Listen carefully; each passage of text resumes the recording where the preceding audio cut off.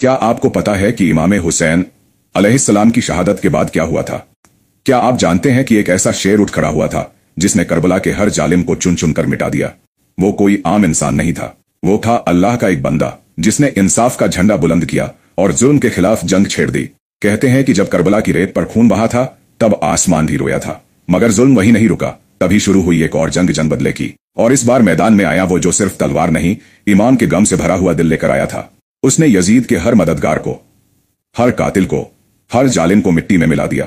तो चलिए दोस्तों, आज जानते हैं उस इंसाफ की कहानी जिसने जुल्म की नींव हिला दी। अगर आप हमारे चैनल पर नए हैं तो चैनल को सब्सक्राइब जरूर कीजिए और हर दिन सीखिए सच्चाई की बात। साल 61 हिजरी तपता हुआ रेगिस्तान, करबला की जमीन खून से लाल हो चुकी थी। इमाम हुसैन अलैहिस्सलाम और उनके 72 साथियों की शहादत के बाद आसमान भी सोग में डूब गया था। बच्चे प्यासे थे, औरतें बंदी बना ली गई थीं और हक की आवाज को तलवारों के नीचे कुचल दिया गया था। कूफा और शाम के दरबारों में इमाम हुसैन का कटा हुआ सिर घुमाया गया और यजीद फतह के नशे में चूर था। मगर यह कहानी यहीं खत्म नहीं हुई थी। यह एक शुरुआत थी इंसाफ की, बदले की और जालिमों को उनके अंजाम तक पहुंचाने की। कूफा की गलियों में एक नाम फिर से गूंज रहा था, मुख्तार अस-सकफी। मुख्तार जेल में था जब करबला की घटना हुई, लेकिन जब यजीद की मौत के बाद हालात बदले तो वो बाहर आया और उसने ऐलान किया, अब हर कातिल से हिसाब लिया जाएगा। कूफा के सरजमी पर फिर से हलचल शुरू हुई। लोगों की आंखों में अफसोस और दिलों में जुनून था। बुजुर्ग कह रहे थे, हमने इमाम को बुलाया लेकिन साथ नहीं दिया। बुलंद किया या लिसार तल हुसैन, यानी हुसैन के खून का बदला। मुख्तार ने एक एक कर उन लोगों को निशाना बनाना शुरू किया जो करबला के जुल्म में शामिल थे।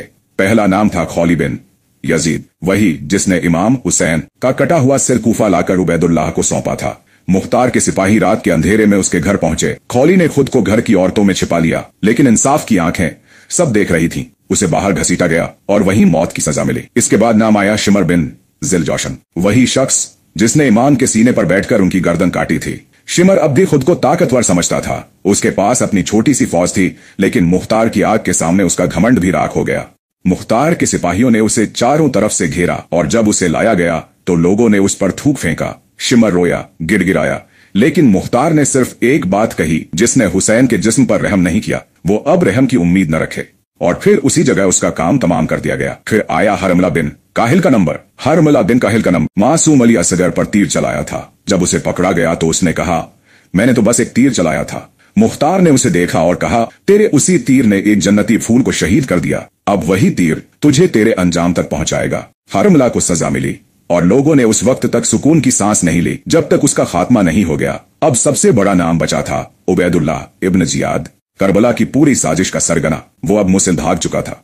मुख्तार ने इब्राहिम इब्न मलिक अश्तर को हुक्म दिया, इसे जिंदा मत छोड़ना। मुसिल के बाहर एक बड़ी जंग हुई जिसे खजीर की जंग कहा गया। दोनों तरफ हजारों सिपाही थे। एक तरफ जालिम का जुनून था तो दूसरी तरफ इंसाफ की आग। तलवारें टकराईं, घोड़े दौड़े और नारे गूंजे, या लिसार तल हुसैन। जंग घंटों चली।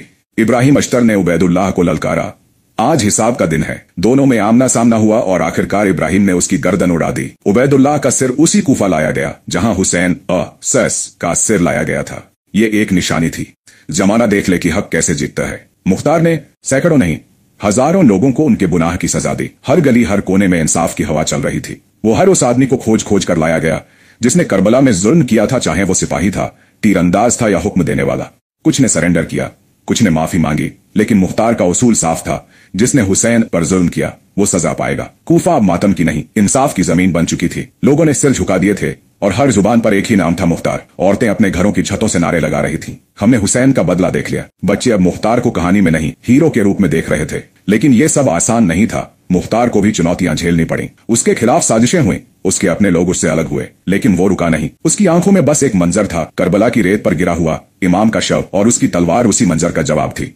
अभी और भी जालिम बचे थे और मुख्तार की तलवार अब भी प्यास थी। बदला अब भी अधूरा था। मुख्तार की फौज अब पूरे इराक में फैल चुकी थी। उसकी तलवार हर उस जालिम का पीछा कर रही थी जिसने करबला में हुसैन और उनके अहले बैत पर जुल्म किया था। कूफा अब मुख्तार की हुकूमत में था और उसके इरादे बुलंद थे।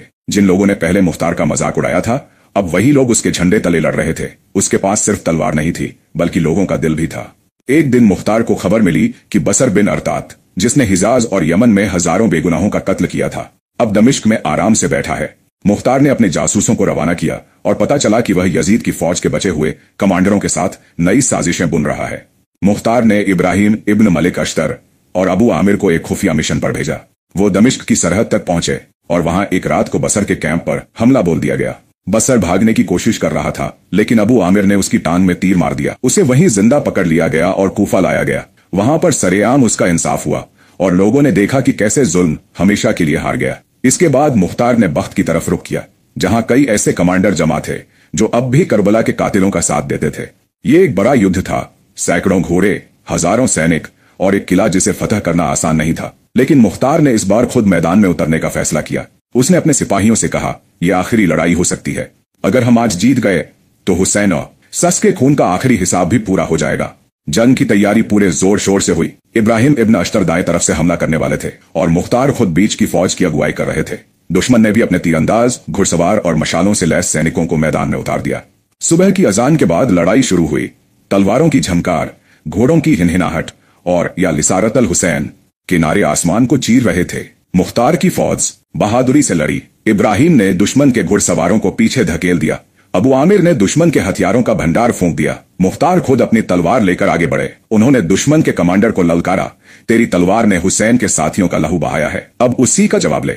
और फिर तेज वार करके उसे धराशायी कर दिया। मुख्तार की तलवार जैसे इंसाफ का परचम बन चुकी थी। एक एक कर सारे कमांडर मारे गए और जब सूरज ढल रहा था तब तक मुख्तार की फतह पूरी हो चुकी थी। इस जंग के बाद पूरे इराक और आसपास के इलाकों में मुख्तार का नाम सूरज की तरह चमकने लगा। लेकिन इसी रोशनी के पीछे साया भी गहरा हो रहा था। अब्दुल्लाह इब्न जुबैर, जो मक्का में खुद को खलीफा घोषित कर चुका था, मुख्तार की बढ़ती ताकत से डर गया था। उसने अपने भाई मुसब इब्न जुबैर को एक बड़ी फौज के साथ कूफा भेजा। मुसब जानता था कि सीधा हमला नहीं चलेगा, इसलिए उसने अंदर से मुख्तार के लोगों को तोड़ने की साजिश की। कुछ सरदार जो पहले मुख्तार के साथ थे लेकिन अब उसके सख्त इंसाफ से डरने लगे थे, मुसब के साथ मिल गए। जब मुख्तार को खबर हुई तो उसने अपनी छोटी सी फौज इकट्ठा की, सिर्फ 5000 सिपाही, जबकि मुसब के पास 20,000 की फौज थी। लोगों ने कहा, मुख्तार पीछे हट जाओ, ये जंग नामुमकिन है। लेकिन मुख्तार ने जवाब दिया, अगर मैं पीछे हटा तो हुसैन के खून से बेवफाई होगी। कूफा से बाहर नहर दजला के पास एक और बड़ी जंग शुरू हुई। मुख्तार ने अपने सिपाहियों से कहा, आज हम मर भी जाएं तो भी यह दुनिया देखेगी कि हक वाले कैसे लड़ते हैं। पहले दिन की जंग में मुख्तार की फौज ने दुश्मन को भारी नुकसान पहुंचाया, लेकिन मुख्तार के कई बहादुर सिपाही भी शहीद हो गए। दूसरे दिन मुख्तार ने खुद सबसे आगे रहकर लड़ाई की। उसकी तलवार थकती नहीं थी, उसकी आंखों में वही करबला की तस्वीर थी। लेकिन शाम तक मुख्तार की फौज घिर चुकी थी। अंत में मुख्तार के पास सिर्फ कुछ वफादार सिपाही बचे थे।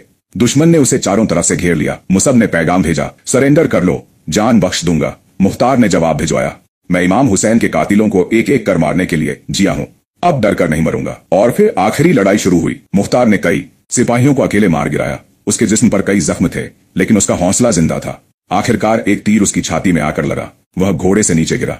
उसके सिपाही उसकी तरफ दौड़े, लेकिन दुश्मन की भीड़ ने चारों तरफ से घेर लिया।